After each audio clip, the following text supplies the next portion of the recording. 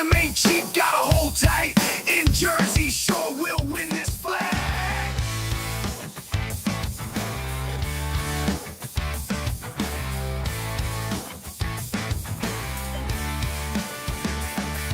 Stone cold hearts in the land of the free. Galvanized truth, just you and me. Freedom ain't cheap, gotta hold tight. In Jersey, sure we'll win this fight. No more tears, just righteous pride. In the streets, our spirits reside. Unity strong, we walk this line. One big voice, it's our time. Jersey, show we got the fight. Stand together through the night. America first, raising the flag. We ain't never gonna lag.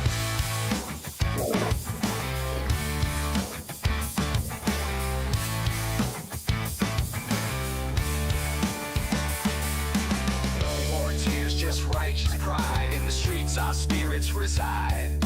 Unity strong, we walk this line. One big voice, it's our time.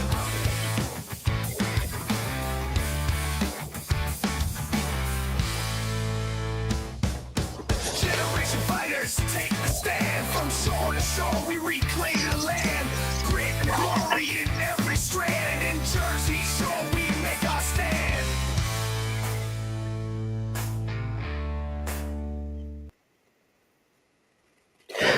Hello, everyone. Welcome back to the Jersey Shore podcast. That's SURE because we are always sure.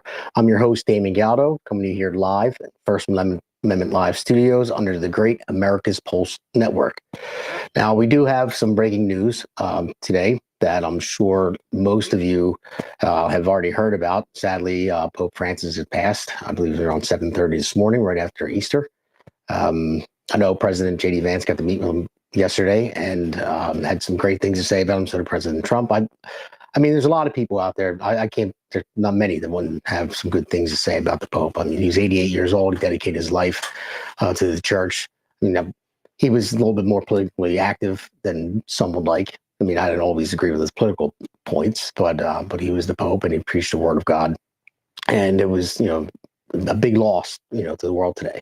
But we will have a new one. We'll have the 9 days mourning, and then everyone will be out there at the Vatican waiting for, the new Pope to be chosen. We'll see the black smoke, and then finally the white smoke come out, and then we're going to have a new Pope. Curious as to who it's going to be. I heard there's a few people cardinals from Italy that they were looking at. Maybe one even from the United States, which would be the first. I believe Francis was one of the first of the Americas, being born in Argentina. But he will sadly be missed, and we thank him for his dedication and everything that he put forward to the lives of not just the Catholic and Christian followers, but to humanity as a whole. So we'll get into that later. We'll look a little bit more into that later in the third segment, but I just wanted to talk about that breaking news, and also I wanted to talk about the news that broke on Friday, and Stephen Phillips was talking about that. Another sad thing, a young girl that was basically stolen from her parents in Mexico and trafficked across the border under Biden's open border policies.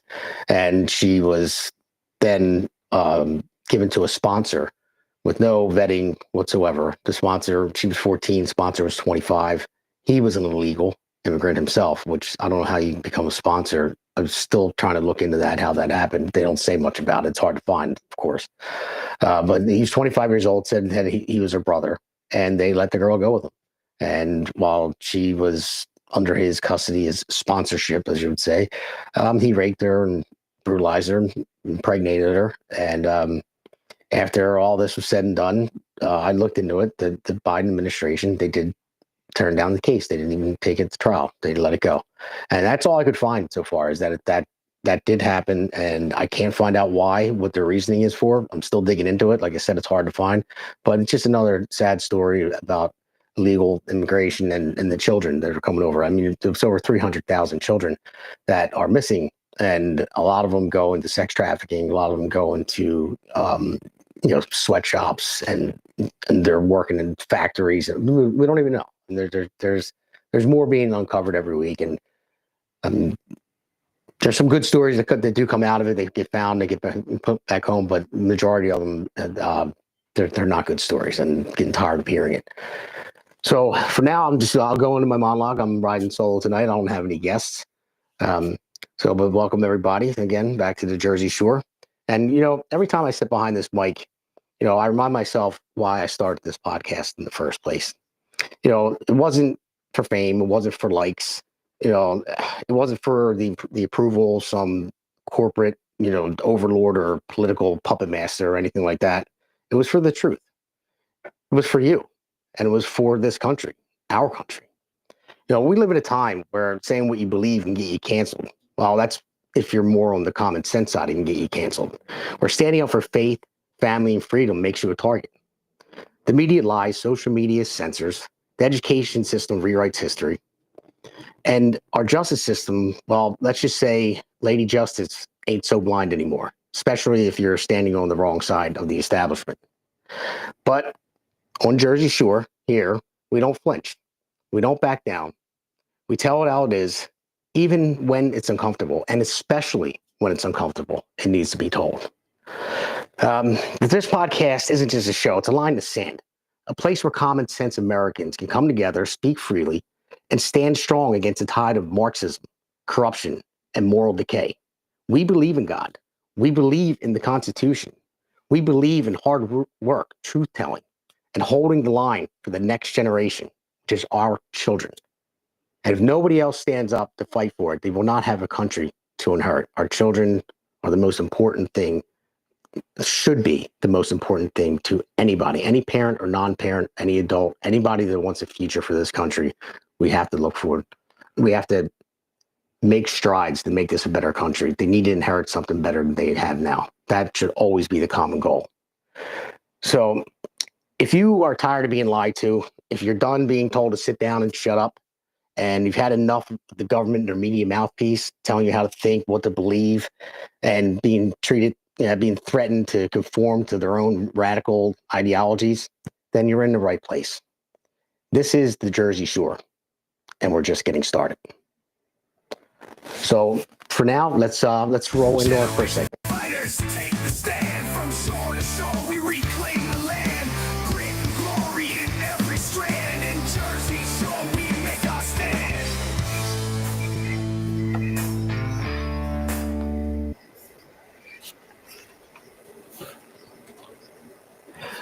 Okay, so this first segment, I called it "Sell the Past." Sell the past is a term used by it's basically to betray or surrender your position or values, and it's often for personal gain. And so that's why I call it "Sell the Past." And there's a lot to talk about in this segment. This segment here, this is what I said in the monologue. We have to talk about things, especially when they're uncomfortable. And this is something that's very uncomfortable to talk about. It's uncomfortable for me to talk about, and it might be uncomfortable for you to hear as well. But just don't lose me in the first couple clips, because it's going to go both ways. It's not going to be one-sided. It's just going to be stating the facts, and I'm going to go through them, and then basically tell you where I think that we are and where I think that we should be. And I think it's a pretty good place where I think so, and you guys can. You decide for yourself, where if you think that we're still going down the right track in this country, which I know we've made strides since Trump got in. Nothing's perfect, but there are still things lingering out there that I think we need to get straight to become America again, and like we used to be. I'm not like way back in the day. We already corrected a lot of mistakes we have, but I don't want to go back and make the same mistakes. And when I mentioned, the teachers and rewriting history. And when you rewrite history, then it's bound to repeat itself. We don't want that to happen. So I want to talk about the murder in Frisco between the two teens, Carmelo Anthony and Austin Metcalf. That's going to be a huge case that's coming up. And even though none of it seems to be racial at all, it seems like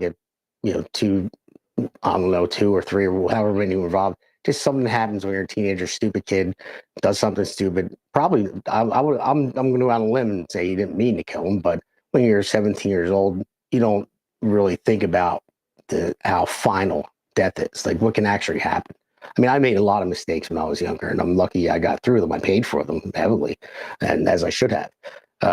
but I got myself out of it, and I got lucky to where I never made a mistake that was so final that it either landed me dead or on the other side, just about the same thing, being in prison for the rest of my life. Um, but I want to talk about the race baiting of this and how it really doesn't seem like it had anything to do with race. It looks like it had to do with teenagers being teenagers, got into a fight pushing match, and then one went above and beyond overboard and stabbed the other in the heart with a knife.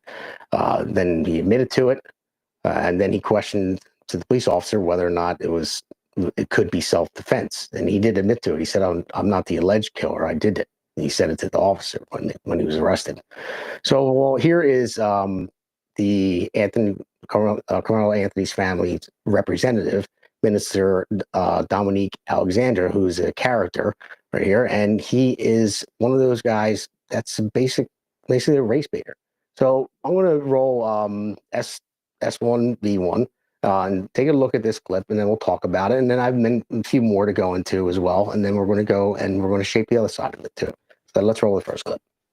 I want to start off this press conference to say something as a deep note that I can tell America. What we seen at the beginning of this press conference, the father being at this press conference, these are my words, don't quote anybody, is a disrespect to the dignity of his son.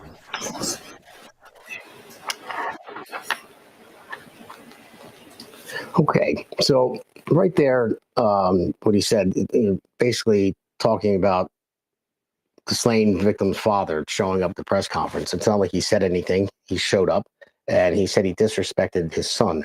So I'm gonna roll into the very next clip, S1V2. I'll give you a little bit more of that, just to show how this press conference started and how you knew it was the direction it was going right from the beginning. Let's roll the next clip. Next Generation Action Network from the beginning has respected the loss of life. No matter our opinion of it, we have kept our opinion close. We have not attacked. We have not shared the information that was shared with us about Austin Metcalf, because we respect the dignity of life and loss. And as a minister, I would not attack a grieving family, even if I disagree with them. When I have stood before this podium for people who have died at the hands of law enforcement, I have asked for that same manner of respect. And even when the shoe is on the other foot, I will not do that. And all I'm going to say, so it don't be asked later, is that was disrespectful and just shows you all the character who is not invited. He knows that it's inappropriate to be near this family, but he did it. And so I say to people, actions speak louder than words. Okay? What he has failed into is the political operatives that want to make these things a political thing of hate, yet bigotry, and yet racism. We have conservative operatives that have been posting non-stop about this case. It is outright disrespectful. We haven't been doing it. The Next Generation Action Network has been here, popular and unpopular. So regardless of what going on, that was disrespectful. Disrespectful.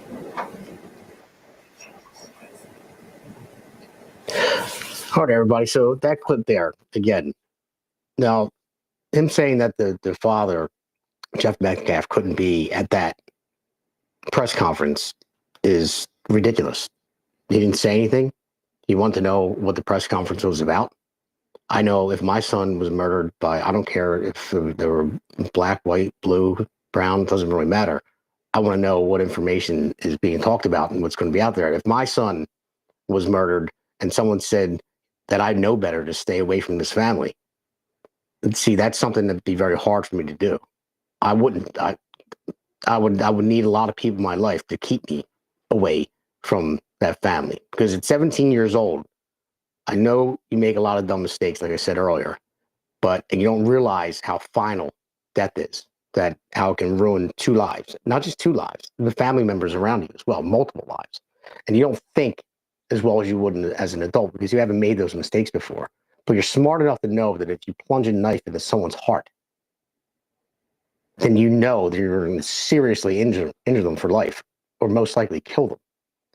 So for him to disrespect the father by telling him that he had to go and saying he was disrespectful to his dead son by showing up there is completely disrespectful.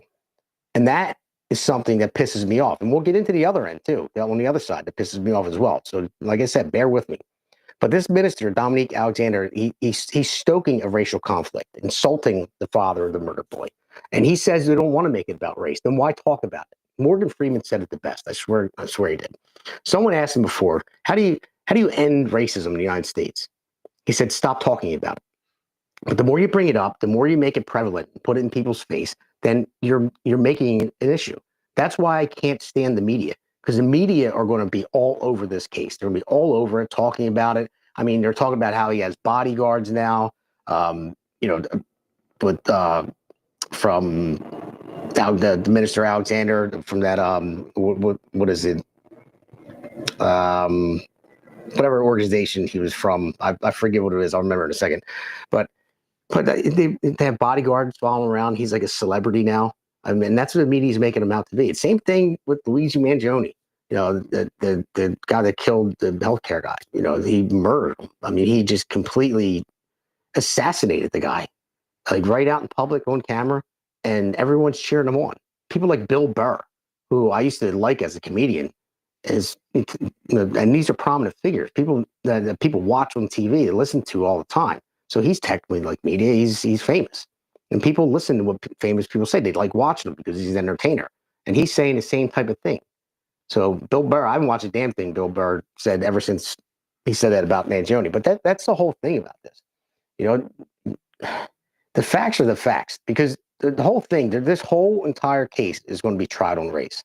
Because the fact of the matter is, from what I've been told and what I've read so far, the kid was in the tent that he wasn't supposed to be in. It was for the other school. So he was told that it wasn't his tent and he had to go. And he said, if you touch me, see what happens. So, okay, I would say the kid was looking for a fight at that point. So whether he pushed him or pushed him by his backpack, the kid turned around and stabbed him in the heart with the knife. Now, I didn't see any marks on the other kid, on Carmelo Anthony. It didn't look like he was injured. I can't believe he feared for his life. I mean, he even questioned the officer. He said, well, I don't know. I mean, could I say it's self-defense? And that's actually, recorded, him saying that to the officer that arrested him. So they can't go with self-defense here. They can't. They're going to have to do it by race. And they're using nothing but race to run this trial to portray the alleged, murderer as the victim. And that's what it is. Same thing with Luigi Mangione. Oh, he was a victim. That's why he killed that guy. He was a victim. He didn't even have their health coverage. The guy was nuts. And anybody, I don't care. Anybody that decides to stab somebody in the heart. If I get in a fight with somebody, even on the street, the guy pulls a knife on me and I happen to have one. Yeah, well, I'll pull one too. But if someone tells me to leave a tent, I can't be here, or somebody pushes me, I'm not going to, I mean, at the very, very maximum, if I had a knife, I would pull it out and say, back off of me, get away, not plunge it into someone's heart for pushing me. So right then and there, there's no self-defense. So that's what they're going to do. And at no time did Minister Alexander show remorse for the Metcalf family, only theatrics, just to spew the narrative. I mean, it really irks me about all this stuff. Now you could say like, the O.J. Simpson trial and stuff like that. A lot of people sided with him, even though everyone knew O.J. was guilty. But he was famous. So a lot He had a lot of attention on him. People liked him. He broke records. People loved O.J. Simpson. So they they sided with him. They said, oh, no way. Our O.J. Simpson couldn't have done this. And then it got so bad to where, the cops, it was right after Rodney King, too. People didn't trust the police as much.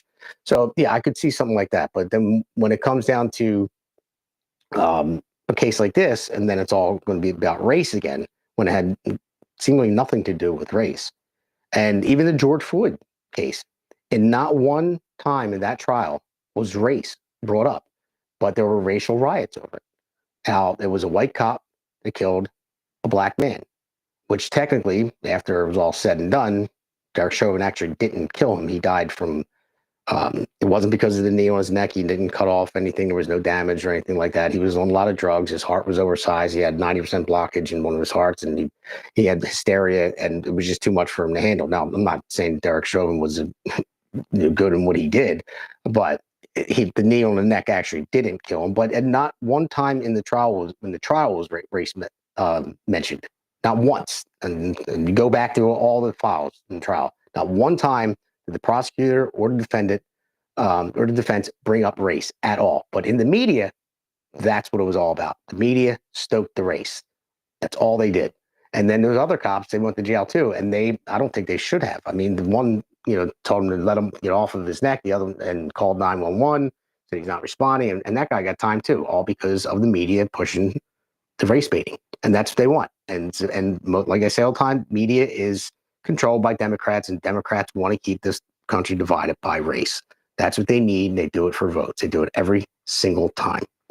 So I want to go into some more of with what Minister Dominique Alexander said.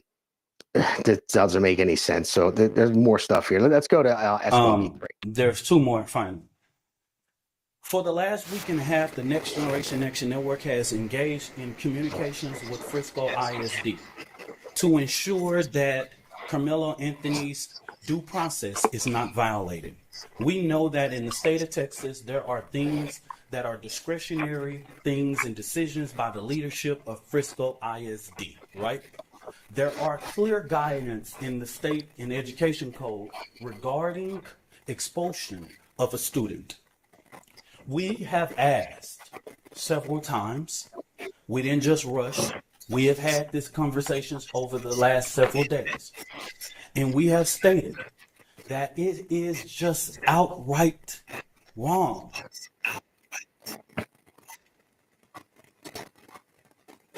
Okay, so what they're saying right there is that they don't want him to be expelled from the schools. And he has a month to graduate. And they don't want him to be expelled from the school. And it shouldn't go to the school. The school shouldn't be involved whatsoever. Now, my daughter, I know, and I, to an extent, I believe the school shouldn't be involved at all. My daughter, classmate who actually lives in our development, they're our friends, got into an argument with another girl that lives in our development, but they all go to the same school. My daughter wasn't involved with it whatsoever. But it made it all the way back to the school counselor, and then she was called into the counselor, and then the counselor called us at home. And I said, what does this have to do with that they were home and her friend got in an argument with somebody else? What does my daughter have to do with it? Why are you bringing it to school? Now, I could see that. But when you have someone that brings knives to school, to race, to meets, the races, the track races, and you're bringing knives to school and you stab someone in the heart with it, then you admit to doing so. Then you run, you ditch the knife, admit to doing so, and then afterwards question whether you can use self-defense in this case. I would say I wouldn't want that kid in my school anymore. I don't care if he has a month or a day left, to graduate. He can finish online, whatever he has to do. That's fine. But I would say, no, you're expelled. You are not only, I would say at this point, it's still technically, allegedly, he murdered him, even though he admitted it when the cop stopped him. He said, I got the alleged suspect here. And he said it right on the cops had him on camera. He said, well, it's not alleged. I did it. I stabbed him. So, I mean, in my mind right then and there, I don't even think I have to use the word alleged. And the school doesn't have to look at it that way either. They know that they have a kid that carries knives and stabs people. I would say, no, you're expelled. You're not coming back to our school. Common sense, people. That's all it is. It's common sense. Now, I want to go even a little bit further into something that makes no sense that Minister Dominique Alexander had to talk about with the school. Now this is a good one. I think the common sense went right out the window on this one. So you'll see what I'm saying. So let's roll S1 Is trying V4. to push off the blame. And what I have not heard the media say, as many media outlets have asked us what went on, I'm trying to find how many of y'all have asked the superintendent or one single board of trustees, why didn't you cancel or postpone? With weather in that magnitude, you couldn't have a track meet in rain or thunderstorm or clouds. Y'all are the media. Ask your journalists, your weather journalists, how the weather was that day and that time. Y'all do that research. Because as a person who is the administrator of your children, you are responsible for the safety of the children. And so it seems as if Frisco ISD is trying to push this off by making this. All right, now back after that clip. Now, you're telling me that he's going to go after the school and say, how come the media hasn't questioned the school on the weather? Why would they have a race on that day because of the weather? It was cloudy. It was supposed to rain.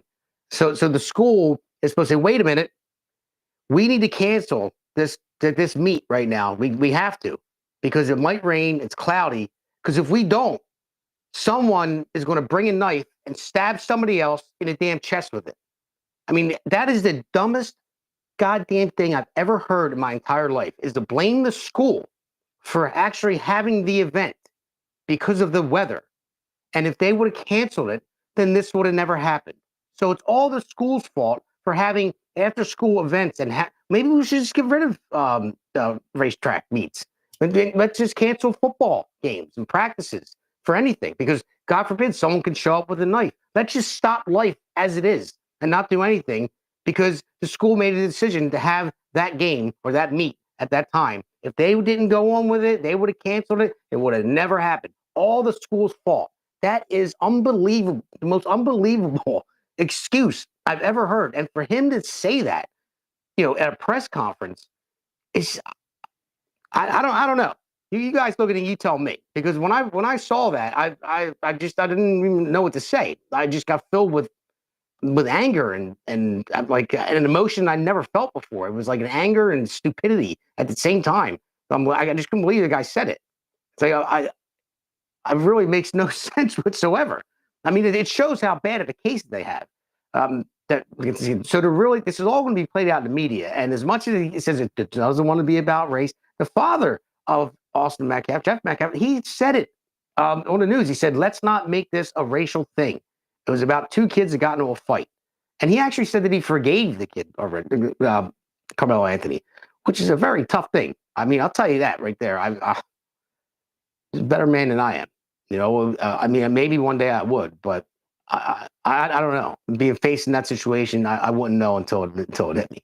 But after being the father and being thrown out of that press conference just by being there and sitting there and having police escort you out, and then hearing what this minister says about you disrespecting your murdered son by being there, and then trying to blame the school for having the meet to begin with, is just preposterous.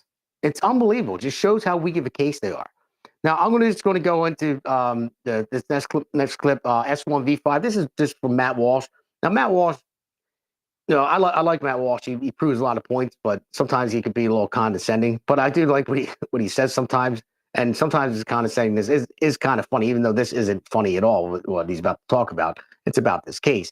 But he just goes into talking about this minister and certain things he said, comparing to Kyle Rittenhouse and Daniel Penny, but he said Penny or something like that. He's making fun of the guy for that. But let's just roll this clip with Matt Walsh's show, and then we're going to flip it to the other side, and I'm going to go after that as well. So let's roll S1V5. Less than a week after the funeral of 17-year-old high school student Austin Metcalf, which was held in Frisco, Texas, it's now clear how his killer, Carmelo Anthony, is going to defend himself in court. This will not be a trial where the outcome hinges on some disputed fact or on a damning piece of forensic evidence or the use of some clever legal theory. Instead, in the eyes of Carmelo Anthony's legal team, the result of this trial will depend on whether they can seat at least one juror who harbors a deep and abiding resentment towards white people. If they can accomplish that during jury selection, then they're guaranteed a mistrial, and Carmelo Anthony can continue driving around in expensive SUVs and living in rented mansions until prosecutors give up.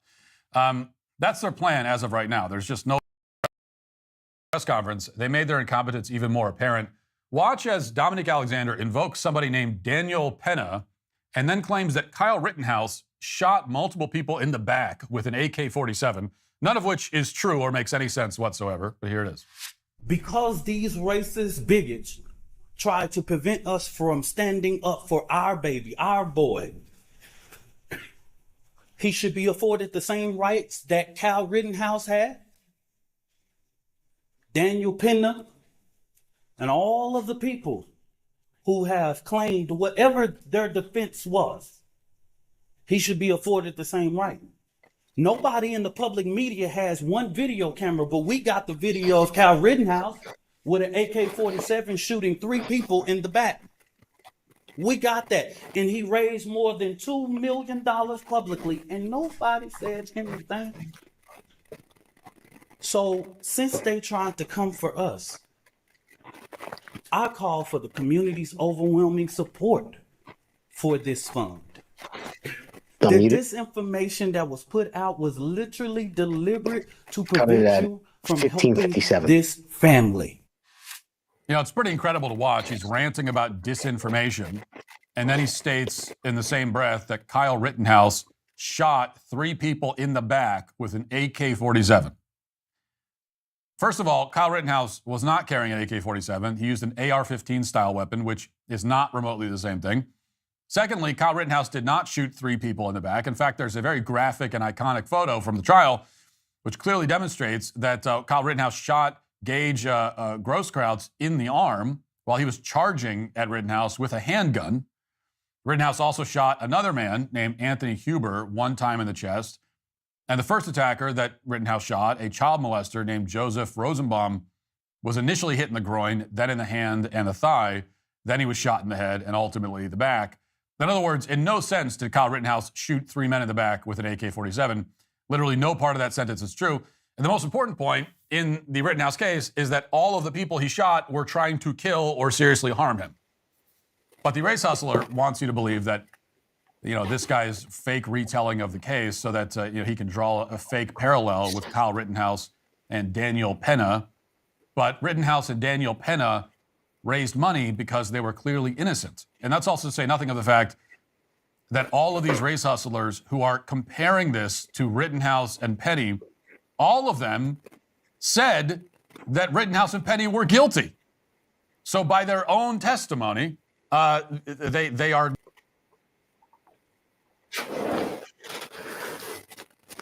All right, so that's a good point by Matt Walsh there. I mean, for one, Kyle Rittenhouse did not shoot anyone in the back with an AK-47. He had what was the AR-15 assault rifle? Not that it really matters anyway.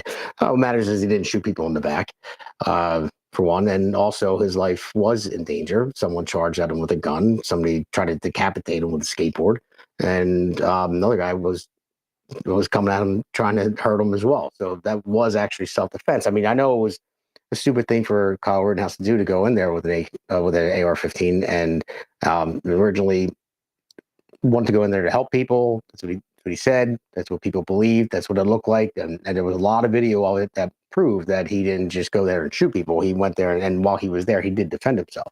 But to Matt Walsh's point, where, if the same people that were saying, which was Mr. Dominique Alexander, saying that, Daniel Penny was guilty and Kyle Rittenhouse was guilty, but now since they're not guilty,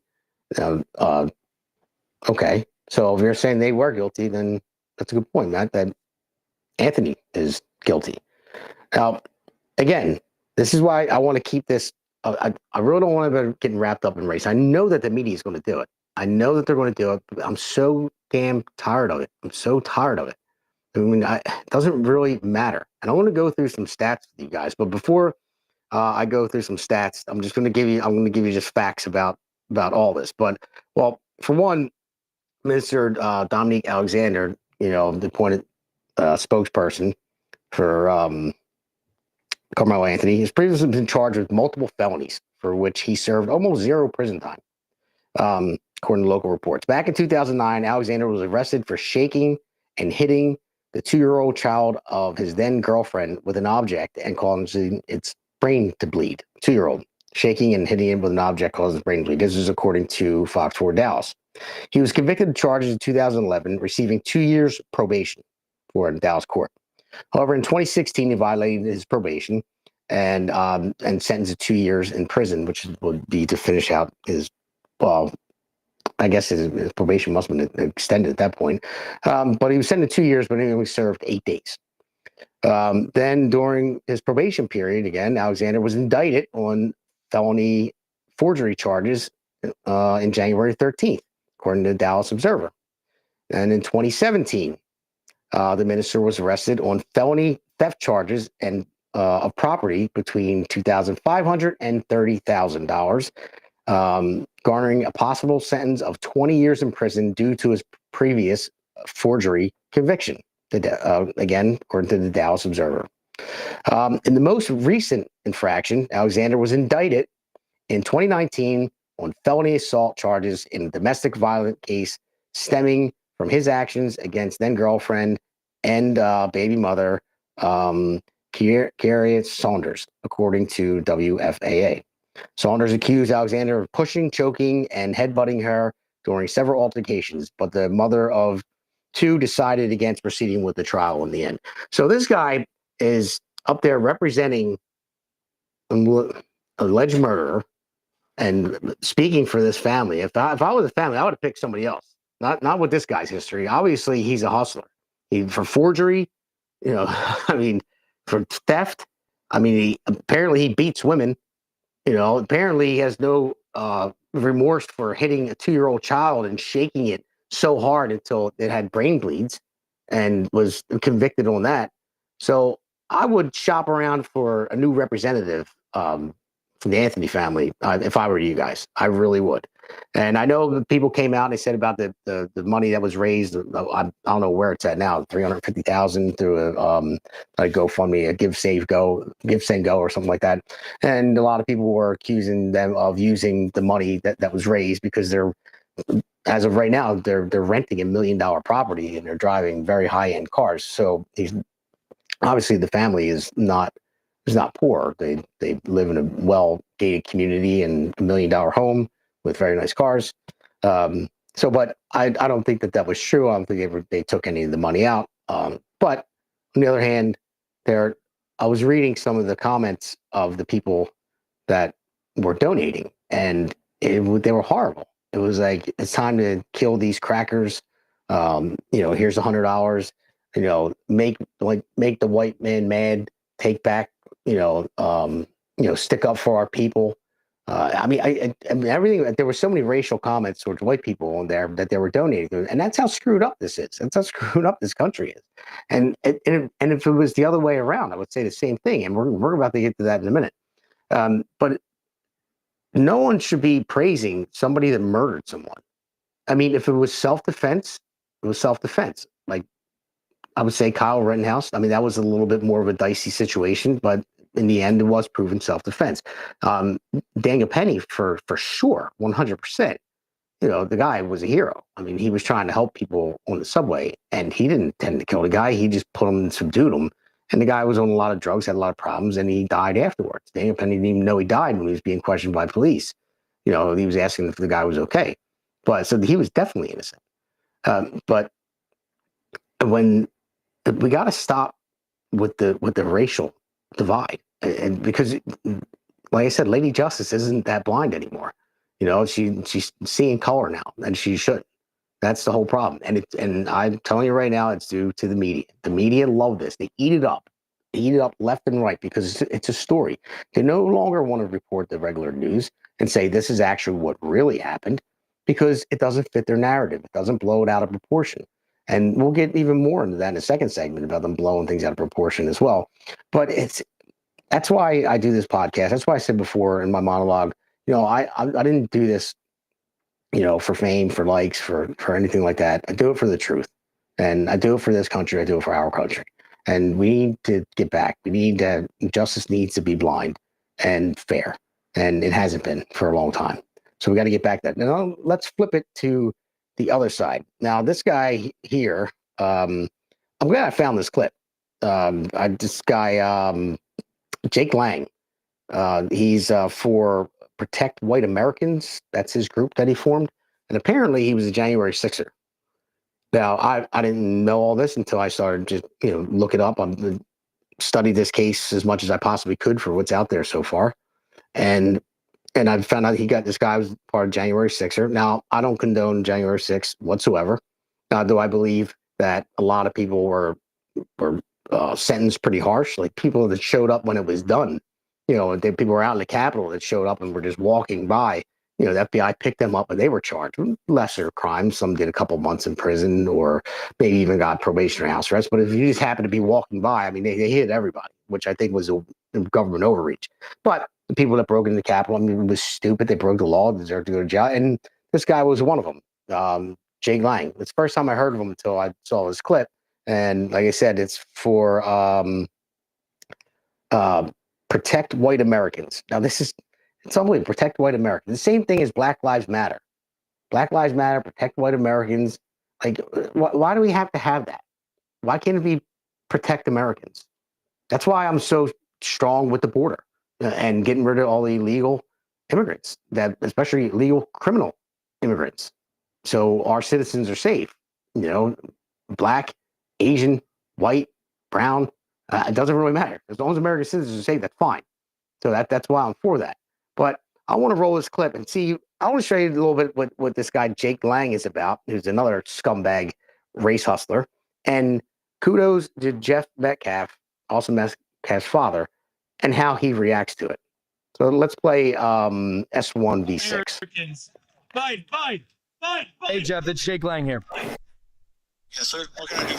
Jeff, first of all, my entire heart rests in your hands. I would be in my position, not even as somebody even knew your son, but somebody that shares the same understanding. I grew up as a 17-year-old young white man too, and I grew up in fear of my life around black people because they were killing and robbing people around me all the time. And I don't understand, as I was a father, you could sit idly by and not condemn the culture that killed your son. There is an epidemic problem in this country, and your voice could be one of the loudest voices in this country, but you've chosen to recoil out of fear and continue the suppression. Why will you not stand with me and with the rest of the people? We're not calling for racial divide. We're not calling for hatred. We're saying 350,000 attacks on white people by black people a year in this country is wrong. Why can't you stand that and say with that?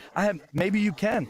Would you be willing to stand by me in a press conference or in an individual interview and talk about this issue that is larger than Austin at this point? God rest the beautiful young man's soul that would have been one of our strongest voices if he was still alive today.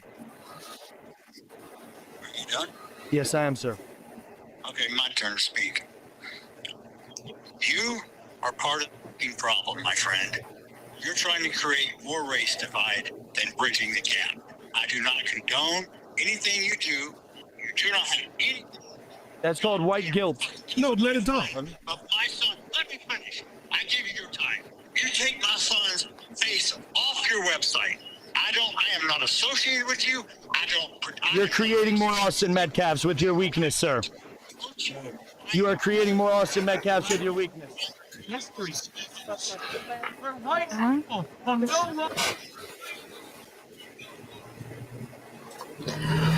Now, you see that? Now that's on the other side. And that guy, Jake Lang, is a scumbag, another race baiting scumbag. And the people out there with their Trump 2024 flags need to put them away. The people out there with their American flags need to put them away, because this is not what America represents. They don't represent, let's protect white people. Well, sure, let's protect white people. Yeah, let's protect black people. Let's protect everyone that's a damn American citizen. Stop dividing. And that dude, Jake Lang, I saw some photos of him, all with his crazy look, down at the January 6th down at the Capitol building. I mean, and I want to, after I play the next clip, I just want to show Jeff Metcalf's father being escorted out from the, I'll play it in a second. And then the final clip in this segment, you'll see what Jason Wright had to say about it. But Jake Lang, I mean, you're just as bad, if not, well, I mean, I don't even know about worse, but I mean, you guys are right to say you guys should get together, you and the minister, and have a cup of coffee, talk about how you can race hustle some more people just to get yourself more famous and more rich, because you could give a shit about Austin Metcalf, Jake Lang. You could care less. You care less. You want to make yourself famous. You want to get the attention. You want to say, oh, well, I was jailed on January 6th. Well, you probably should have been. Okay. So you're out now. And now you have all these, this is movement out there. You have the balls to call this kid's father and say, and then say he's suffering from white guilt. That's called white guilt. And he's going to be responsible for more white deaths if he doesn't stand up and for your cause, for your race baiting cause. No. I thank you, Jeff Metcalf, for having the balls to come at him and say exactly what you said, because that's what needs to be said. That's what needs to be said to these people. And then I just hope somebody says it to the minister, because that dude's a fraud too. I mean, people like that need to go. Need to go. They need to stop being, postered right on camera all the time. Because again, it's the media. They love stuff like this because it creates controversy. And what's going to happen is there's going to be a feud between these two. It's going to make this court case to be the biggest one ever. If it was, say, a white kid stabbed a white kid at that track meet. Now, would it have made national news? Maybe. If it did, a day, one blip of it, and then it would stay in the local news for a while, and they would follow the trial.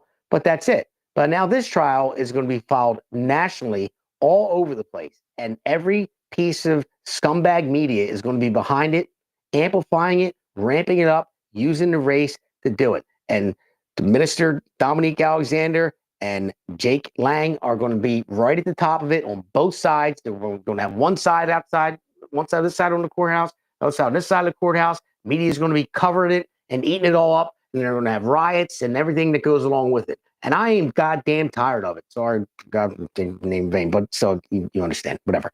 So I'm still going to do it anyway. But still, I'm pissed. I'm so tired of it. I mean, I can't believe it. You guys have to be tired of it. It's just somebody did something wrong. Somebody stabbed somebody and killed them. Okay, they did something wrong. So let them go to court. Let a jury of their peers decide whether they were guilty, whether it was self-defense, has nothing to do with race. Okay, so I just see where this is going, where this trial is going, and it's going to be a waste of time, waste of money. Things are going to be damaged. There's going to be riots. There's going to be more people hurt because of it, and it's all going to be because of the media and the two scumbags that I just talked about in this segment. So that's where I'm at with that. I'm just so tired of, I mean, it was one thing when you had, like BET, Black Entertainment Television, which is fine because black people like different things than white people. But if you ever had a white entertainment television, then people will look at that different. Never really bothered me. I never thought about it that way until someone brought it up. I'm like, oh yeah, you're right, kind of about that. But I mean, I could care less. But we just have to stop this because I'm just going to roll into some stats for you guys, and these are definitely just facts that I pulled up, and that's exactly what they are. And as I know, I like watching Ben Shapiro sometimes, and one of the favorite lines that I like is "Facts don't care about your feelings." So if you want to look at, and this is for the regular media out there that always, amplifies all these cases. The U.S. murder statistics by race of victim and offender. Now, so most murders are intraracial. Means one same race killing the same race. That's kind of equal between blacks and whites. So 80% of white people that are murdered each year, 81% are by other white people. And then the 19%, the remaining 19% are mostly by blacks murdering whites. Now, black people that are murdered every year, 89% of them are murdered by blacks, and 11%, the remaining 11% are murdered by white people. So, I mean, that's not a huge difference. So you have an 8% difference between blacks murdering whites and whites murdering blacks. I mean, it's not, and even the intraracial murders are pretty much the same. You have a 8% difference in that as well. So they're pretty much the same. So, but then if you want to go into when you look at the population changes, the population estimates. So now, when Justin murdered statistics by population size. Now, say the race is white, population in the United States, 63.4% of Americans are white. The approximate number are 211 million, and the population of black people are roughly around 14%, which is roughly around 48 million people in America. So that's the difference between how many whites in America and how many blacks are in America. Now, raw numbers, more white Americans are murdered and commit murder in total, but this is because the white population is much larger. But per capita, black Americans are both victims and perpetrators of homicide at significantly higher rates per 100,000 people. So if you break it down to where it was even, so you take out the percentages of their 63% white people and like 14 or and 14 point whatever black people in this country, and you level it out to where it's 100,000, then it significantly changes. So even though they make up a much smaller share of the total population, for example, in a given year, if there are roughly equal numbers of black and white on white homicides, the rate per 100,000 is much higher for black Americans because the black population is about 1/5 the size of the white population. Now, here are the key points. Some race murders remain the majority of both groups, but the rate of homicide within the black population is much higher than within the white population. Now, interracial homicides are less common overall, but per capita, black Americans are more likely to be both the victims and the offenders in homicide cases compared to white Americans. So if you go to per capita, say you have 63% of people say are of the population are white, and then roughly 14% are black. So the per capita is lower in whites than it is in the black community. So in conclusion, when you're accounting for the population size, black Americans experience and commit homicide at a much higher rate per capita than white Americans, even though the majority of murders of the groups are intraracial. That means they murder each other. So it is a higher rate. I mean, when you get down to the percentage of how many it's like 16% of. It's an 8% difference of let's say from a white person killing a black person, and then it goes up to it's 8%, and then it's 16% for a black person killing a white person, and that's when you level it out at the 100,000. So they're just the facts, and a lot of it is because more black people live in the inner city, and inner cities are more dangerous. You have to fend for yourself. I mean, I grew up in inner city. I grew up in Philadelphia. I understand how that is, and that could be a lot to do with it. There's a lot more things that happen in the cities and in the suburbs. So maybe you can attribute to that, but they're just the facts. So when the media goes out there and say, "Oh, another white cop killed, another black person," it's far and few between actually that happens. More white cops kill more white people, way more white people than they kill black people. It's just that the media needs a narrative to spin to race bait and divide us. And the Democrats do it. Even Republicans do it sometimes too. I mean, not as much. I mean, there are some Republicans that play the same thing. Like even like Marjorie Taylor Greene said, I like her policies, but I don't like the stuff that she says sometimes. And she says some outlandish things that I'm just like, what? What did you say? So as a person, no, not so much. I mean, I like that her America First policies, but things that she say, I just don't agree with. I think that she is one of those people.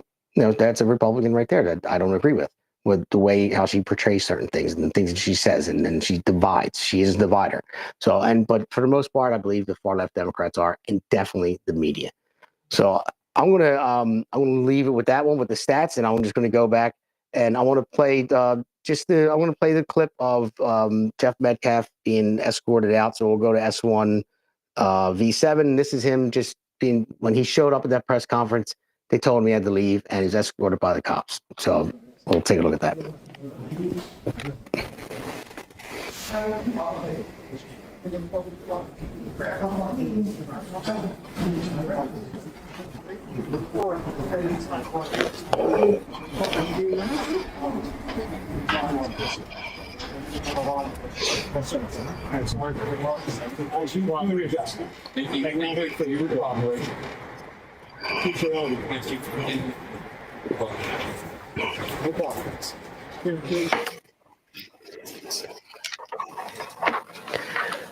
See, there, no, he was asked to leave.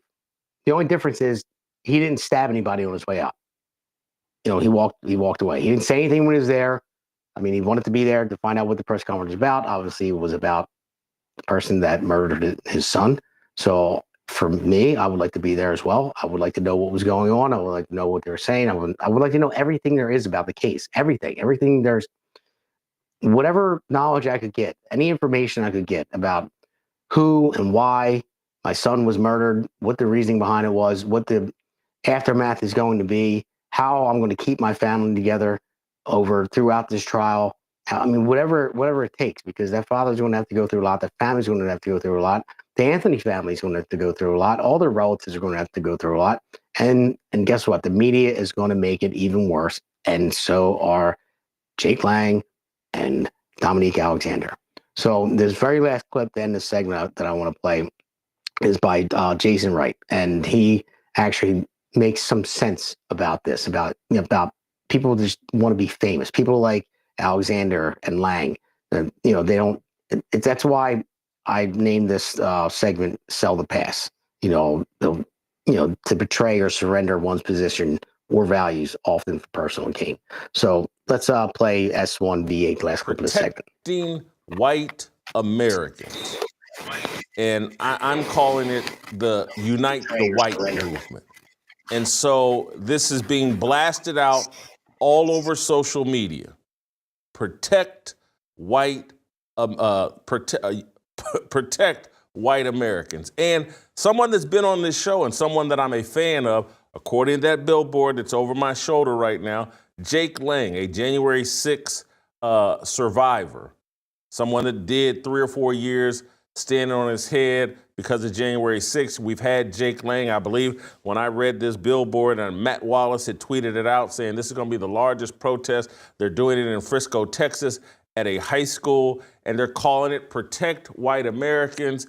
And they're doing it in the parking lot at some high school, I guess. Maybe it's Wakefield High School. And then at the bottom, it says it's started by an organization that Jake Lang, a January 6th survivor, someone that did the time and someone that I respect, someone we've had on the show.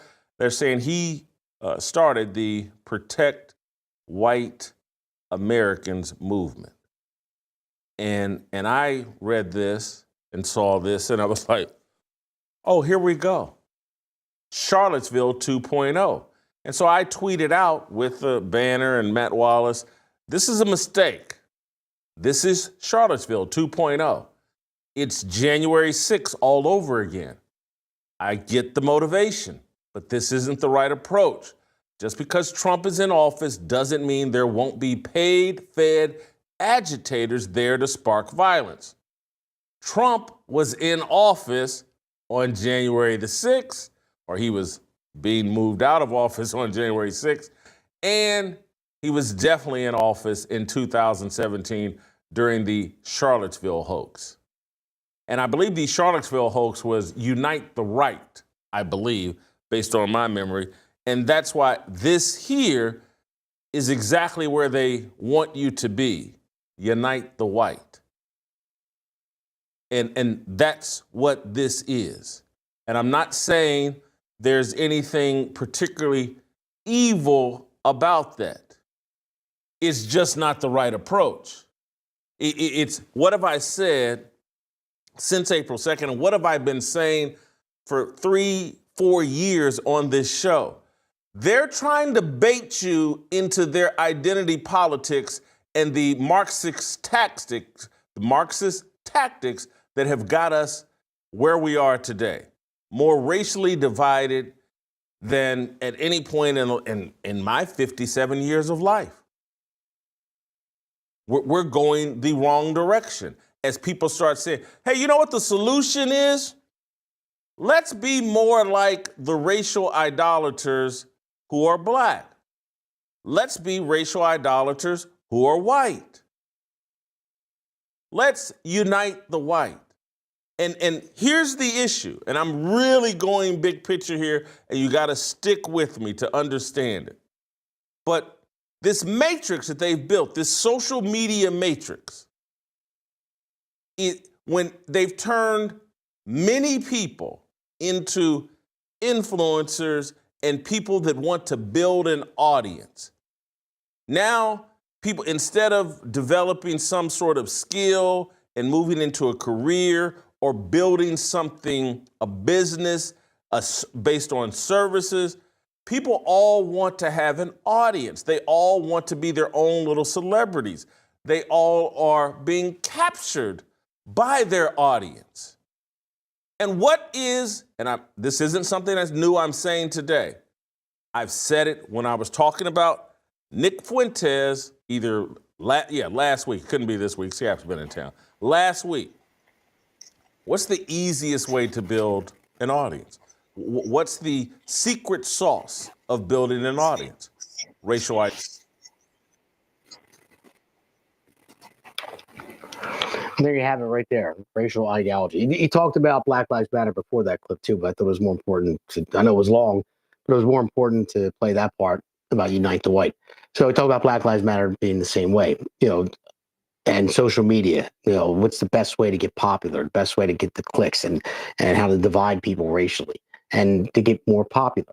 Now this guy is, Jake Lang is probably going to be making a lot of money off of this somehow. He's going to have some crazy people out there, some crazy white people that are going to start donating towards the cause because people fall in line that way when they believe somebody, is standing up for a cause. Because people do get upset about this. Now, it is true. It is upsetting when you see something like that, especially when I saw like the Daniel Petty case for one. Now, that was very upsetting because I really believe the man was a hero. Like, I mean, he was a Marine and he was on the subway. I mean, the guy was threatening to kill people. So he acted and he subdued them until the train stopped, the cops come. And that case really upset me because he was a good Samaritan right there. So so it pissed me off that the way that went. I'm glad that he was acquitted and as he should have been. But when it comes down to other cases that are polarized like this, and the person is guilty, and you have two sides, and they're just going to just stoke the violence on each side just to make themselves famous. Because there's going to be a lot of Black Lives Matter. I mean, raised millions and millions of dollars, and they used it, they stole it, they bought mansions, they paid their own cousins and family for hundreds of thousands of dollars for security. I mean, again, it was a hustle. It was a hustle. It's the same kind of hustle that Mr. Dominique Alexander's doing and Jake Lang's doing the same thing. So don't buy into it, people, because they're not people that want to build. They don't want to build. They're for themselves. That's exactly what they're for. They're for themselves and themselves only. Jake Lang could care less about the Metcalf family than anybody else, and Dominique Alexander could care less than the Anthony family than anyone else. They care about themselves. They care about getting the like. They care about getting famous and making money off it in some way, shape, or form. And the idiots out there that follow these guys are just plain idiots. Like Morgan Freeman said, the best way to end racism is don't talk about it. Don't make it an issue. Don't shove it in people's face. It's not in my face. And at the same time, when this happens, like I said, it does upset people. People get mad when they see things like this. When they see it makes you angry, like you want to be divided. It's like, hold on a second. This guy just stabbed the white kid in the heart, and now people are throwing all this money at him. Now he's got security, and now he looks like he's famous, and now he's going to be all over the news, and everyone's feeling bad for him, and it's upsetting. It's like, hold on a second, what? Because he's black?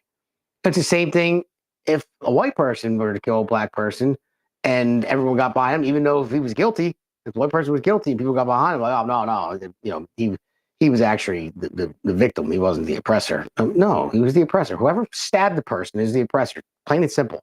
Unless someone was trying to stab him and he stabbed them back, fine, self-defense. But it's not like that. And it emboldens, things like this emboldens, especially the younger generation, because they see it. and I saw it firsthand a couple times. I'm seeing younger people get angry at each other that are different, part of a different race. Now, my daughter and her friends, she was again. It didn't really matter. It shouldn't matter what race anybody was. They were at the playground in my development, and they went over, and there was a few black kids that were playing there, and my daughter went over, and she was actually the only white girl. Her two friends are Spanish, and then two other girls were black. So they went over to play the playground, and one of the two girls started arguing, and then my daughter called me and said they're trying to fight and they're trying to beat up her friend, and I'm like, here we go. So my wife. So I'm going to go over there and say something, and I should have just stopped it right there because my wife, she doesn't know how to handle things. I'm not nothing racially she shouldn't say, but I know she'll go over there and say, "Cut the shit," the a-holes. It's a playground, and that's exactly what she did. She went over there. She said, "Cut the shit, stop it right now. Nobody's fighting. It's a playground. You play. I don't want to hear anything. Nobody's threatening anybody. I'm going to call your parents. I'm not." But she's yelling at them, and then of course one of the kids say, "Listen, you white cracker, who do you think you're talking to?" Called her a Karen, called her everything under the sun, and I'm like, oh my god, here we go. So and I can hear it because my wife's on the phone. She drove around there, she's in her car, and I can hear it through the window. And I told her, I said, Heather, just leave. So I walked back around there, and there was an older black lady there, and she told me what happened. She was yelling at him too, and for what he said. And then the kid said he was going to shoot up my wife's car, and this is an 11-year-old kid. And I said, son, you don't even know how to handle a gun. I said, don't even think like that. I said, it's a playground, just play. I said, no more fighting. It's over with, and that's it. But you see this in younger kids, and this is because of these reasons. They see Dominique Alexander, they see Jake Lang doing things like this, and then we're starting all over again. And Jason Wright just said it. He's 57 years old. He's saying this is the worst he's seen it in his 57 years. He's 57 years old.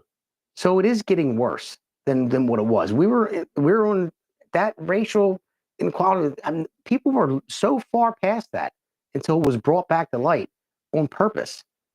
And I'm damn tired of it, of people doing it. And you should be sick and tired of it too. So the only way, you just ignore the media, ignore the bullshit. Don't feed into it like everybody else. It's hard not to because it makes you want to. I understand that it'll make you angry on one side or the other. Say, how come this person gets that treatment, gets that treatment? But the less attention we give these lying media mouthpieces, the less they're going to do it. The less we watch it, the less attention we give it, then they're going to say, all right, well, this isn't working. We got to come up with something else that's going to spark hatred and confusion, just so we have a story to tell. Because that's what they're all about now. They're all disgusting. That's why I do this show. It really is. So, all right. So, enough with that. Enough with all these bad things. We'll go into some. The next segment's going to be a little bit funny. It's going to be a short one, and I'm going to go into the third after that. But before I do that, I have to talk about this book right here, Bone Deep Blues.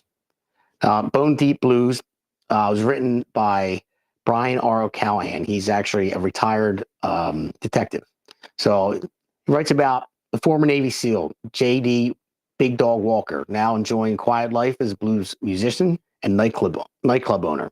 Learns that his brother and his fiancee have been kidnapped. Believing that the police cannot help, he calls upon some old friends and together find themselves immersed in the world of human trafficking, sex workers, and organized crime. Can he save his brother before he's killed, his fiancee before she's sold, and save his business while staying one step ahead of the mob and the police? Now, this is Brian O'Callahan right here. He's from New Jersey, and this is actually a very good book. You can find it on Amazon.com and thebigdogmedia.com, and it has a 4.8 out of 5-star review. It is a very good book, and like I always say, he's working on the other one, and he might be close to being done. So we'll see when that comes out. But Bone Deep Blues, Amazon.com, thebigdogmedia.com. Check it out. Especially if you're from New Jersey. He's a Jersey guy. But if you don't live in New Jersey, you still need to buy it because it's good. So, all right, let's roll on to our second Take the stand from shore to shore. We reclaim the land. Great glory in every strand. In Jersey Shore, we make our stand.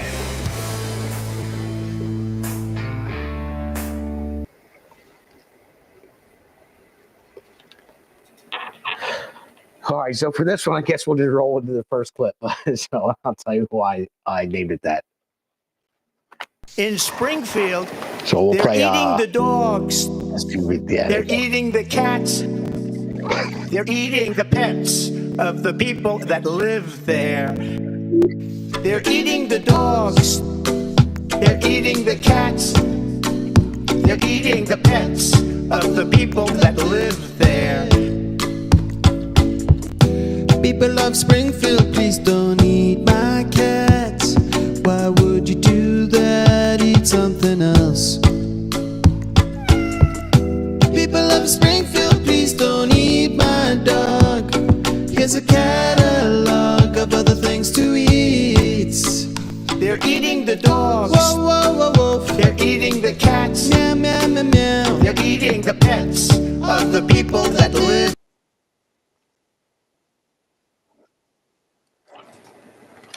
Now I had to bring that one back. That was an oldie but goodie. They're eating the dogs or eating the cats. That's what somebody were making reports that I believe it was the Haitians, the Haitian immigrants were setting up tents in their community and they were eating their pets, eating their dogs and cats. There were some reports of it. Some say it was fake, some say there were actual some reports, but that was funny when they made that song. Whoever that guy was, right? That was funny. But the reason I brought it up, they're eating dogs, is because I don't know what's up with the liberals. You know, I still don't get them. Now they're saying that dogs are bad for the environment. So now dogs are. So it says and cats too. So that's why I play that song. It says some progressive outlets have highlighted research showing that pets, especially dogs, can have notable environmental impacts. These include disturbing wildlife, polluting waterways, from flea and tick medications and feces, and contributing to carbon emissions through pet food productions. For example, studies cited in outlets like The Guardian and Mother Jones note that dogs can disrupt native species and that the pet food industry has a sizable carbon footprint. But it has provoked a lot of backlash from normal people. So if if dogs are disrupting the native species, I mean, it's been around since, I don't know, I guess I would say the beginning of time. I don't know the evolution of dogs, but yeah, I mean, now you can't have Spot at home, man's best friend. You got to get rid of Spot. You know, too many carbon emissions are coming from your dog. You know, you can't have no more cows because they fart too much. Got to get rid of cows. Can't have cows on Earth anymore. We got to eradicate the cows. We got to eat bugs because bugs don't fart and they don't release methane gas. You know, so it's insane. I mean, what are they going to come up with next? You have to buy electric vehicles to save the environment, and now they're burning Teslas and protesting Elon. So they don't even know what the hell they're talking about at the time. So, but dogs, you can't have dogs anymore. Can't have gas stoves. Weren't allowed to have them. They've been around since, I don't know. I couldn't even tell you myself. I mean, since fire was invented and gas was discovered, I don't know.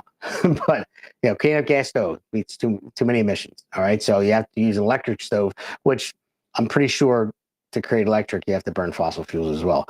I'm pretty sure about that. So you can, maybe not Jersey Shore, but you can check it up on there. I'm pretty Jersey Shore about that one.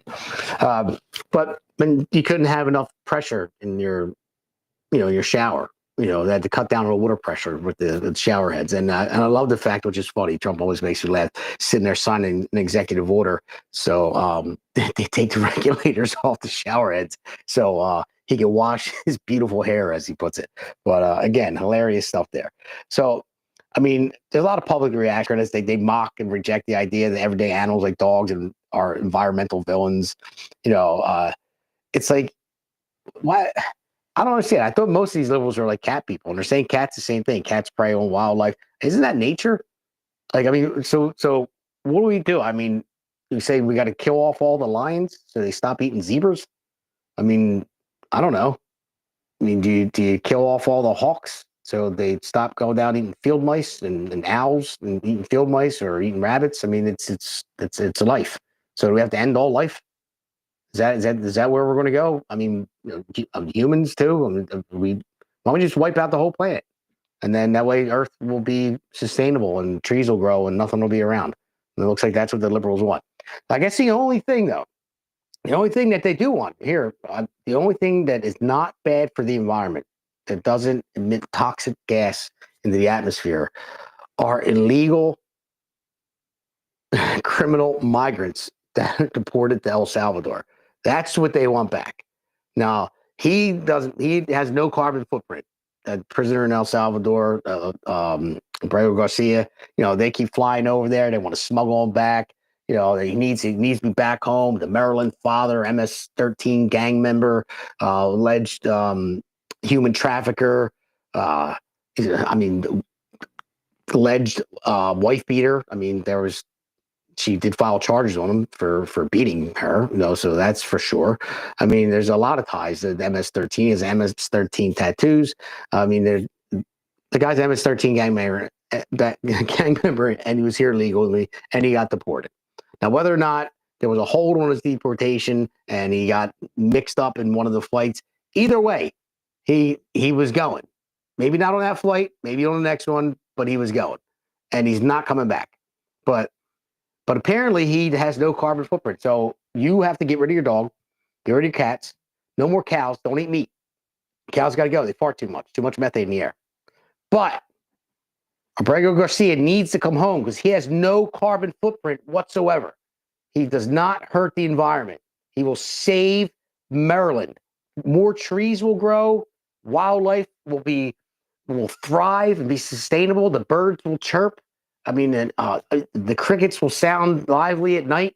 It'll all be beautiful if we get the illegal criminal migrant back from prison in El Salvador back to Maryland with his family. Then we will all be saved. So if that is the case, and we can keep our dogs and keep our cats and still eat burgers and steaks, I don't know. It might be a trade-off. Maybe he can come back for the day with the 1-day trial that they're going to give him and slam the gavel and say, "Yep, you're deported. See you later." And then he'll get his time in court. So it'll be worth it if I can keep my dogs, even though I don't have any dogs and cats, but my daughter wants a dog. But if it's worth it, then maybe we'll bring him back for that 1 day. We'll pay for his flight over. Goes in front of the judge. Judge says, "Yes, you're illegal. You're associated with MS-13. Boom, you're deported to your country of citizenship, which is El Salvador." So if that shuts them up, then we can keep our dogs and cats and keep our gas stoves and still have a steak once in a while. I'm good for it. So with that, I told you it was just going to be a quick, funny segment. I want to roll into our third segment. Welcome to right America's Pulse Network. This is APN's very own White House correspondent, Alexandra Levine. Hello, everyone. This is Alexandra Levine with Alexandra Levine Live on the America's Pulse Network. You are all in with Alexandra Levine. We are still waiting for someone from the White House to come out. Its very own White House correspondent, Alexandra Levine. Hello, everyone. This is Alexandra Levine with Alexandra Levine Live on the America's Pulse Network. You are all in with Alexandra Levine.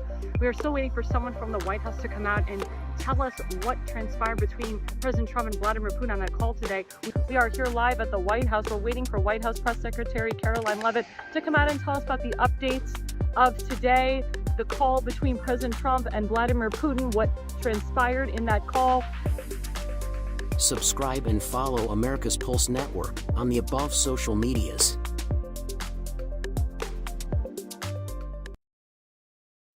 Generation fighters take the stand. From shore to shore we reclaim the land. Grit and glory in every strand. In Jersey Shore we make our stand.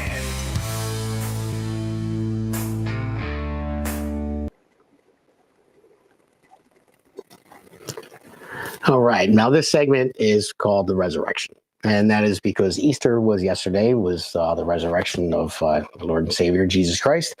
And by the way, I just want to mention that last clip. That's Alexandra Levine. That is our own Peter Ducey down in Washington. So we have our own Peter Ducey down there, our own White House correspondent. So you go get him, Alexandra, okay? But like I said before, the resurrection, Easter Sunday was yesterday. And we went out, as we do every Thanksgiving, Christmas, and Easter, with the kids who go out in the morning, and we deliver meals to the seniors. And we did that yesterday. We had a nice Easter. My mother-in-law had dinner. But one thing I always had to do is explain to my kids, it's not about the bunny. it's not just about the bunny, what it actually is, what Easter represents. And I keep that, fresh in their minds. I know they're still young, they're kids, and that's the fun part about it, getting their candy, doing the Easter egg hunt.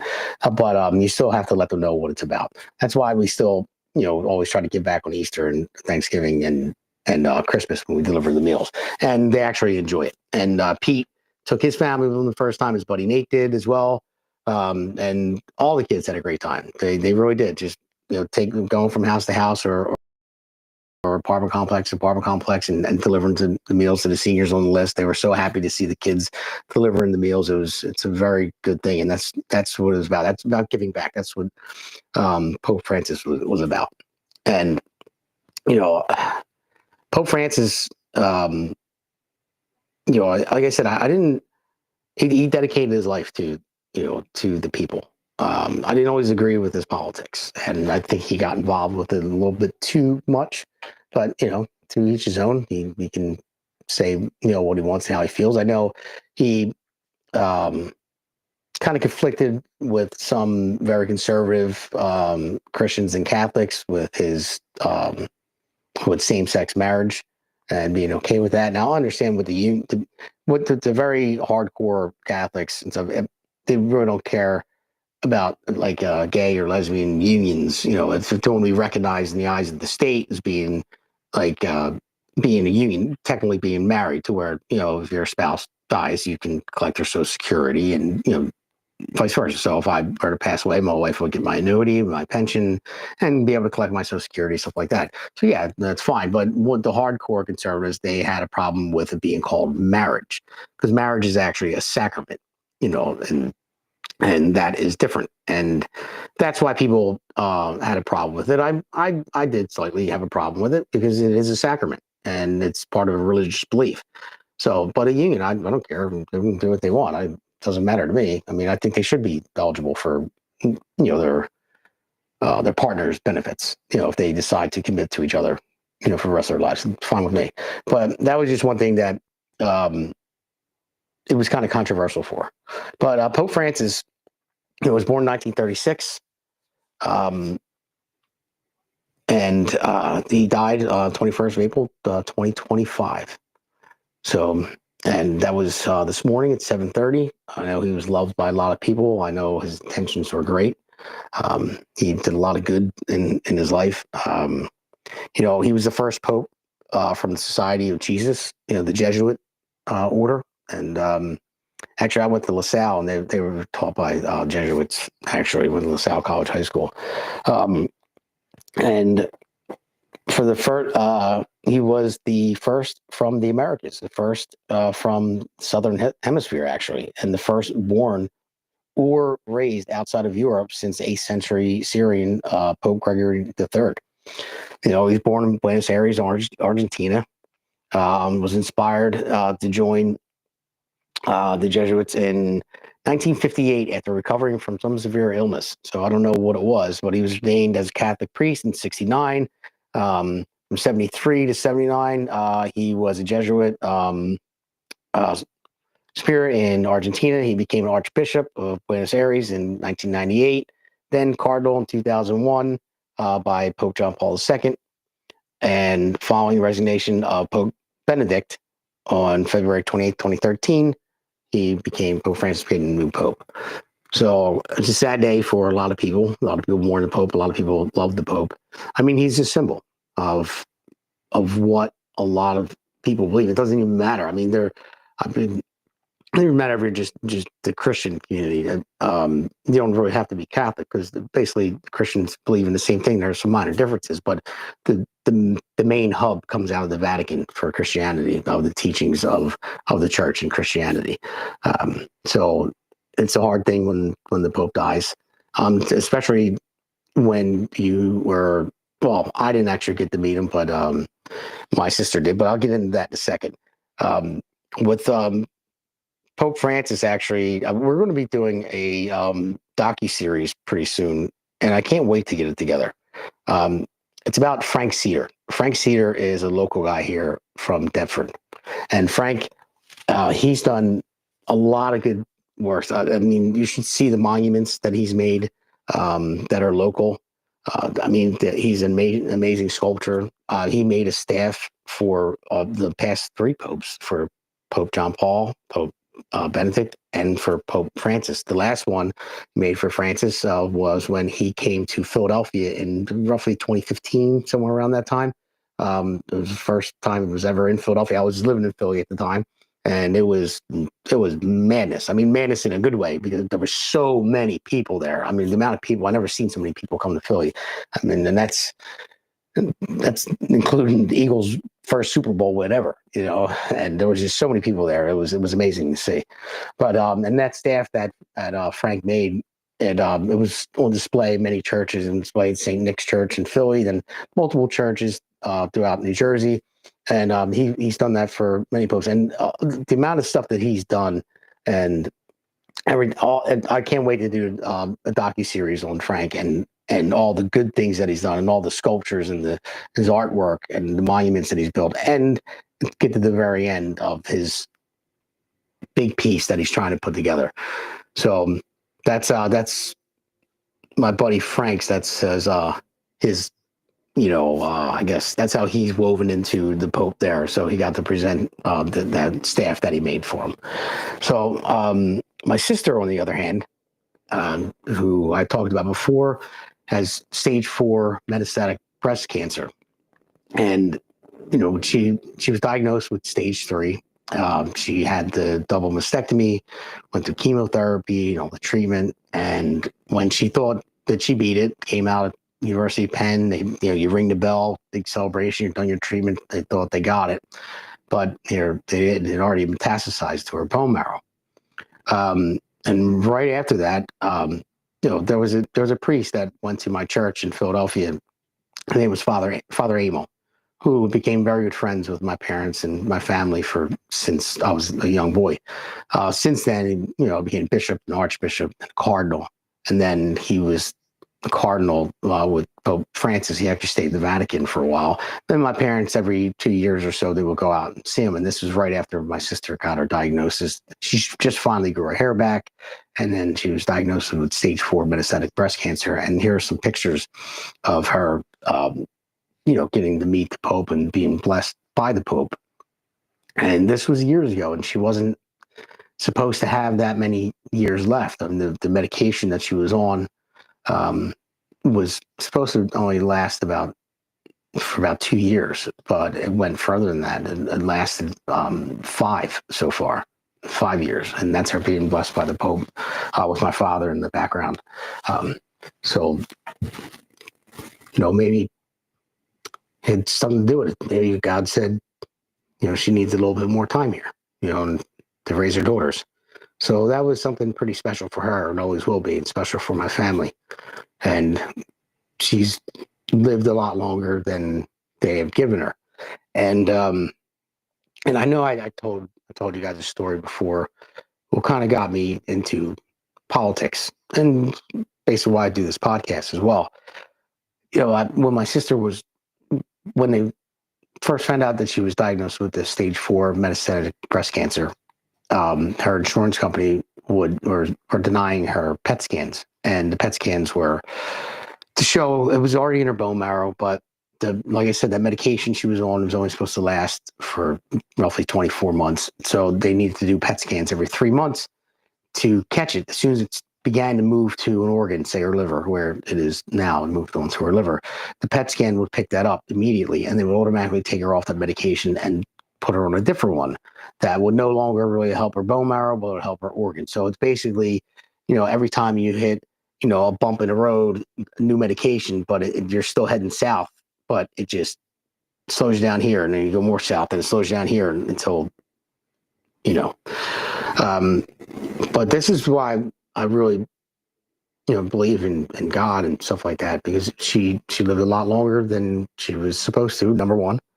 And number 2, as I told the story with Pennies in Action. Pennies in Action is an organization, was a great organization. And I'm so very glad that my good friend Steve Diorio, who was on this show a few weeks back, introduced me to it. I've been going to their events for years. And they're a cancer research study group, and they're trying to develop cures for stage 4 metastatic breast cancer. And they have. through this immunotherapy, putting puzzles together and basically boosting your own immune system to fight the cancer. Like not just a little bit at a time to where the cancer can evolve and learn how to attack the cells, but almost like putting a bomb, like an explosion. That's just what he in the slides that he was showing me during his speech of Dr. Cernicki. It's like an explosion to your own immune system to where it will attack the cancer. And he's showing all these slides of the people that he cured. A girl that was in a wheelchair because her bone was so deep in her bone marrow, the breast cancer, she was in a wheelchair, she couldn't walk. And then she went in for the trial hours of the immunotherapy. And within 2 weeks, she was out of the wheelchair. She could walk. He said within 4 weeks, she was coming in dressed up, with makeup on and jewelry on, because before she was just in sweatpants. She was, kind of giving up at that point. And to this day, he actually cured stage 4 metastatic breast cancer. So when I was at the last one, well, not the last one, it was the one prior to that, the event that they had, it was in Vineland, New Jersey. I asked my sister if she would go, but she happened to be in Florida at the time. She was there with her daughter. They were looking at a college, and I wanted her to be there to take a look at it. So what I did was I filmed Dr. Cernicki's speech and all the slides, everything that he went through and talking about, how it's been working, and it's a trial phase. It's insurance doesn't pay for it yet. So everything that they do is they go off of donations. That's why they have so many fundraisers for this research, and it's groundbreaking. It really is. So if you guys have any chance to look at it, look up Pennies in Action and see what they're about. And I'm going to start talking about advocating for more and more on this show and my radio show and everything else to get them more out there, raise them more funds, because this is actually working. It's unbelievable. I was shocked. So anyway, when I videoed that Dr. Cernicki speech, I sent it to my sister, and she was down looking at the school, and she was on campus with my daughter, and the Moffat building, that's where Pennies in Action main building is, where Dr. Cernicki does most of his research and where people were treated, is in that campus. Now, I didn't know where she was. I didn't know what school she was at. I had no clue that the Moffat building was down there at all. I sent her the video. So she was walking down campus with her daughter, and she stopped, she watched the video, and she turned around, and the Moffat building was right next to her, like literally across the street.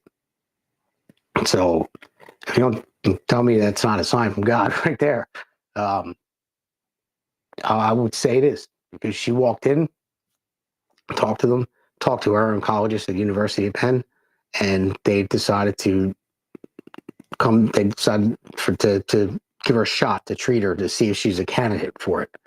So they just had another event in Malvern last week, and got her to meet Dr. Cernicki, and they talked. She talked about that she was going down there on the 15th of this week to see his oncologist. After she talked to her oncologist at Penn, they agreed, at this point, try anything to try, and it has been working. And they took her in the trial. And like I said, it costs a lot of money, and that's why they go off of just raising funds. They can't accept everybody, but they accepted her. But she has to fly down there every week for months for this treatment, and it's going to be costly. And I'm going to try to start a fundraiser for that, but we'll get into that later. But Steve and I are going to try to help out with that as well, and my family will as well. But the thing is, they accepted her. She got to meet the doctor right then and there. Never knew who he was, and this also goes back to. That's why I ran for Congress, because I'm sorry, I skipped over it. When their insurance company were denying for the PET scans, I called every single news media outlet that I possibly could to get them to cover her story. And Fox 29 out of Philadelphia actually reached out. They went to her house, they covered her story, they aired it for a week. And what you know it, insurance company calls after many, many appeals were denied, said, we're going to pay for your PET scans now. And they needed it. And I said, wow, well, if you get active enough and you get your voice heard, then you can right some wrong things. And that's what actually originally was the first step of me taking a run for office, because I just saw the way things were going in the state and this country. And I have 2 young children, and I didn't see a great future for them. As I said in my monologue in the beginning, it's about our children. And just by running for Congress, I lost, and that's fine with me. But it led me to meet so many people that I never would have known. I believe that God lays a path out for you, and it's not always easy. Like, it's not easy doing this podcast. I mean, it's not easy running for Congress when you have a full-time job, building, $50 million commercial buildings, and you have 2 kids. missed my son's baseball game tonight. It was his fourth one. I was at all three. It's the first one I missed, but I'm working on that on scheduling wise. But I just wanted to get this one out here tonight because it was pretty important with the Pope passing away. And I wanted to talk about that case. And, the second segment was more of a funnier one to lighten the mood up a little bit. But this one was really important to me. The time, Easter, and the Pope passing, and the connection that I had with my sister, and the connection of the road that I took, and no matter how hard it was at times, I took it. And because I did, I would have never met my producer. I would have never been sitting here right now. I would have never ran for Congress. I would have never met Jack and Pete, who are running for assembly. I would have never met Steve DiOrio. I would have never been on the radio, the 92.1. I would have never met Dr. Cernicki. All that stuff. One thing after another, it just leads to something that's a possibility for the better. And as long as it's a possibility for the better, then I'm just going to keep doing it.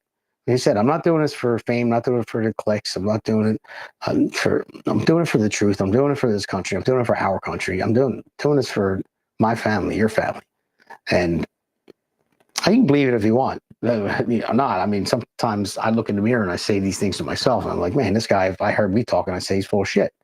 But it's really why I do it. And I believe in it. Not perfect. Because I said it earlier, if it ever happened with my child being murdered by another child, I don't know how I would react. I mean, I wouldn't be as level-headed as Jeff Metcalf, the kid's father. I don't know what would happen. But all I know is you just keep on pushing on. You're never going to get everything that you want. Not everything's going to go right, because there's going to be a point where you get old enough where life stops giving you things and starts taking it away. That's just life. That's how it is. But the more you press hard, the more you fight for what's right, the more you're going to get it. You're going to take the hits, you're going to take the losses, but you can't give up and just say throw in the towel. You have to keep fighting for what's right. You have to keep fighting, just like the men and women, the brave men and women, the soldiers came before us that fought the wars to save our country, this republic, save our democracy, to give us the freedoms that we have today. And people need to realize that we wouldn't have that if it wasn't for them. You need to appreciate that. But a lot of people don't appreciate it. And that's just the way life goes right now. I mean, I don't like it. It shouldn't be that way. I mean, there's always going to be problems and conflicts. That's never going to go away. We're human beings, and it is what it is. But if you don't even have to believe in God, like I say all the time, you don't even have to believe in God to live by the Judeo-Christian values. If you just follow those values, then and be a productive member of society and want to build, want to innovate, want to be everything based on merit, then this country will grow. It'll grow like it did before, and it'll grow bigger and stronger than it can ever be. And I hope that's what we can do. So before I end this segment, I want to go into something on a lighter note too. I want to read this Bible verse, and let's see, it's 9:30, so my wife probably still is watching. She probably not sleep yet. 9:37. So I just wanted to tell you, for all the husbands out there, you can tell this to your wives. Do you know that men get to heaven 30 minutes faster than women when they die? It's truth. It's fact. No, it's according to the Bible. Now, here's a verse. If you go to Revelation, 8, chapter 8, 1, it says, and when he had opened the seventh seal, there was silence in heaven about the space of a half an hour. So when they opened the seventh seal, they opened the gates of heaven, there was silence for a half hour. So that proves right there that men get there a half hour faster than women because it was quiet. So I'm going to pay for that when I get home. But anybody else, you're welcome to use that joke on your wife, because they're like, what are you talking about? How do you know that? But all right. So before we move on to our loser of the week, well, no, let's go to 4 segment, and then I'll do the rest from there. Let's go to loser and Patriot of the week. 4 segment. Let's roll. The mainstream media is bought and paid for. The truth is twisted to fit their agendas. But America is waking up because podcasts are the future for trusted media. Welcome to the America's Pulse Network. It is a network built by patriots that upholds the Constitution. The America's Pulse Network stands for God, truth, and the America First movement. There is no corporate propaganda, no government spin, just real news, real talk, and real voices fighting for faith, freedom, and the future of this great nation with common sense. Here are some of America's Pulse Network podcasts. Alexandra Levine Live, hosted by Alexandra Levine. Jersey Shore Podcast, hosted by Damon Galdo.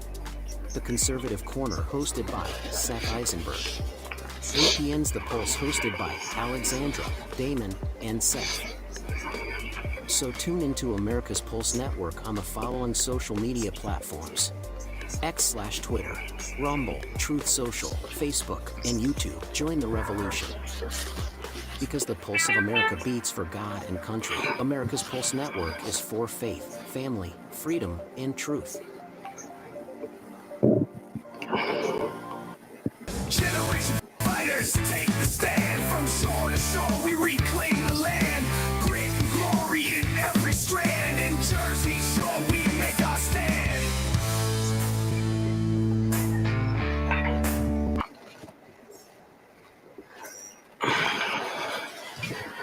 All right, guys. So welcome to segment 4, where we do our Patriot and Loser of the Week. So I'm going to go, okay, this is a simple one because I gave it to Pete before. Our Patriot of the Week award is going to go to Jack Brangan of Cherry Hill, New Jersey. So Jack Brangan, you get Patriot of the Week award because he's running for Assembly in LD6. So I like that he made up there with the music and the award. So Jack, we're going to bring you out that award. I gave it to you, Pete, already. So you can't complain. But Jack and Pete are running mates in LD6 for Assembly, Camden County, and Jack is retired. So I'll give him the Patriot of the Week award because he is somebody that actually cares and he's doing this for the right reasons. Someone that doesn't have to do it.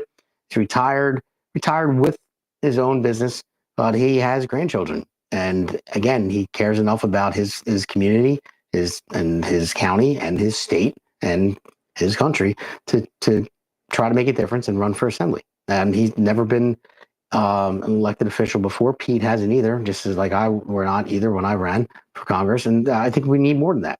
And when people ask, how do you change things? It's not just getting out the vote. It's getting people involved, people to run. Instead of having lifelong politicians that get corrupted over time, regular people running, being in office for a certain amount of time and then saying, okay, I've done my part. It's time for somebody new to come in. I think that's the way we make some serious change. So Jack, you are the Patriot of the Week, buddy. All right. Now going down to the loser of the week. I mean, I got to give it to you. It's got to go to Senator Chris Van Hollen. So Chris Van Hollen.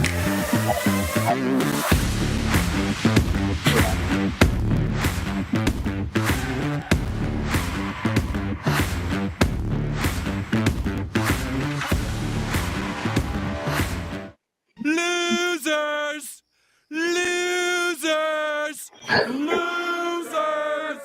Losers! Losers! Ah, shut up!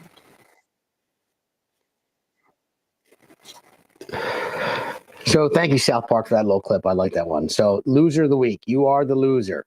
Chris Van Hollen. Chris Van Hollen is the one that flew over to El Salvador on taxpayer dollars to go and try to bring back I don't even want to say his name anymore. You know what I'm talking about. He doesn't even deserve his name being said anymore. So bring back the illegal criminal migrant to Maryland. Instead of caring about his constituents, caring about their overrun schools, their overrun hospitals, their taxes, how much they're paying, how much their taxes are being wasted on a flight for, I goddamn well know it was first class too.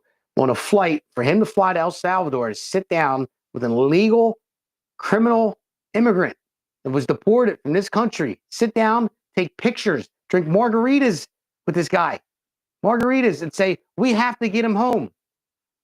Well, he's not an American citizen. He is home. He's a citizen of El Salvador.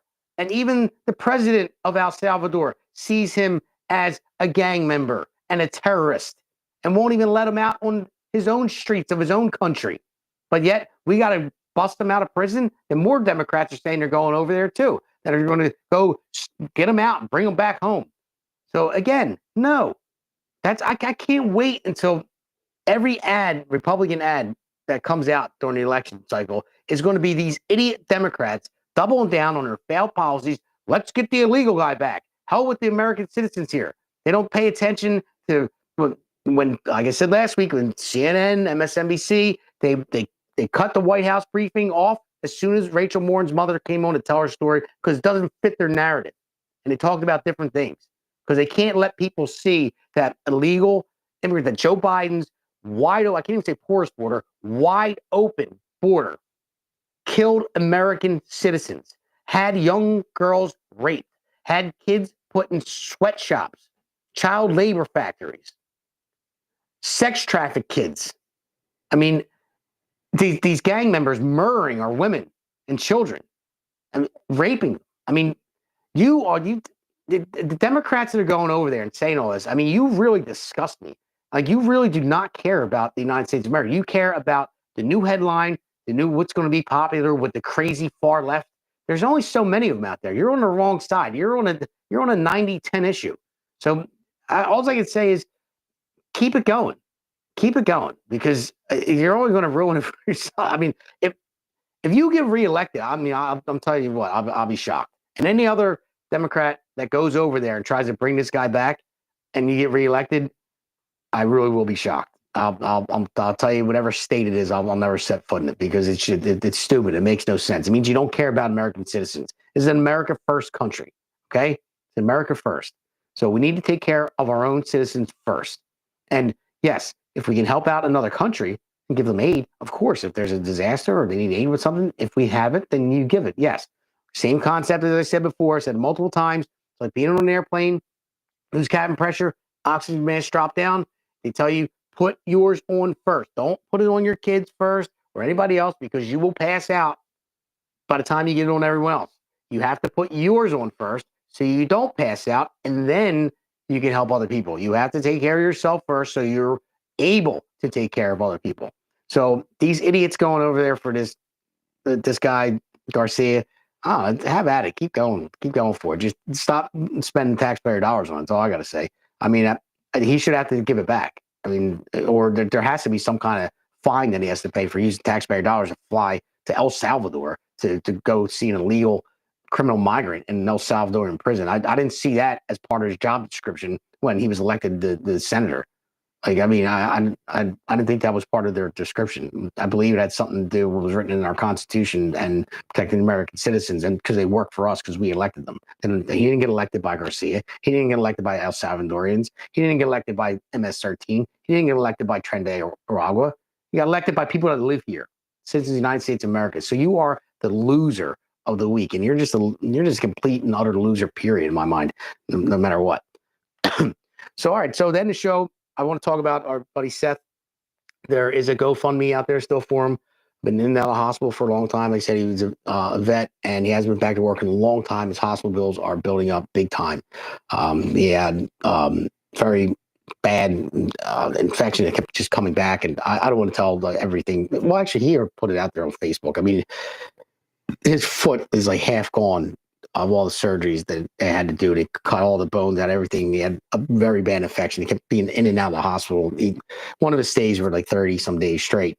And then he got out and had to go back, and he's trying to recover, trying to keep up with the bills. So I'll still have a GoFundMe out there for Seth, who is actually Jonah Eisenberg, Seth Eisenberg, but we call him Seth. That's what he goes by. So we have that. Then we have always, you have podcast here, the Jersey Shore, SURE, that's on Monday nights, 8 p.m. and Friday nights, 8 p.m. They have Jersey Shore Radio Show on Cruising 92.1 WVLT from 5 to 6 p.m. on Thursdays. And then you also have our own Peter Ducey, Alexander Levine Live on Tuesdays and Thursdays at 8 p.m. for her podcast. And you will have the polls coming up on Wednesdays. So thank you, everybody, for joining me tonight. Didn't have any guests, so I'm completely getting tired of my voice. I don't think we lost any audio. Maybe it wasn't me. I'm talking to my producer, losing all the sound. Maybe it was the guests that were doing it, so then losing the audio this time. But like I said, this is Jersey Shore. That's SURE, because we're always sure. Like I said in the beginning of my monologue, we are just getting started. Thank you.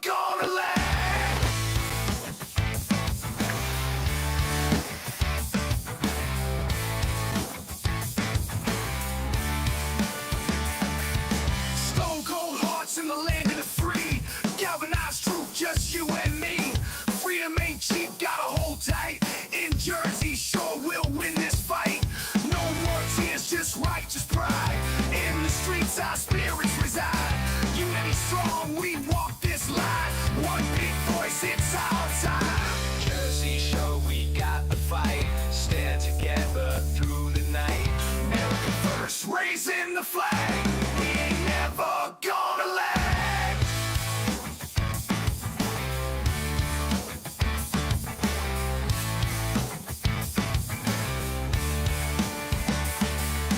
No more tears, just righteous pride. In the streets, our spirits reside. Unity strong, we walk this line. One big voice, it's our time.